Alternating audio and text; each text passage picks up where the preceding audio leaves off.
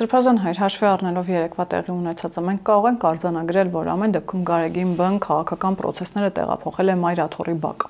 Իհարկե, ամբողջությամբ։ Կրկնում եմ, ցանկացած քաղաքական գործիչ իրավունք ունի պետական գալ, դա իր մայր տաճարն է, իր աղոթքն անի, ոչ ոք չի կարող։ Բայց երբ որ դա փորձում են վերածել քաղաքական միտինգի եւ սադրել ժողովրդին իմ ու քո անելով, սա արդեն ցույց է տալիս կաթողիկոսի գործունեության իրական նպատակները։ Սադրել եւ դրանով անվանարկել եւ մեզ եւ նաեւ իշխանության ներկայացուցիչներին եւ օգտվելով առիթից ես ուզում եմ նախ առաջինը մեր ժողովրդի շնորհակալություն հայտնել, որ եկել է հավաքվել էին,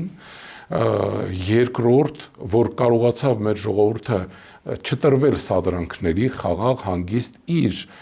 խաղաղ ասելիքը ասեց եւ նաեւ ուզում եմ բարձր գնահատել մեր բոլոր ուժային կառույցներին, որոնք այնտեղ դրսևորեցին արթուն մոտեցում եւ կարողացան պահել սադրիչներին եւ խաղաղ ավարտի հասցնել այդ օրվա հավաքը Մայր տաճարի շուրջ։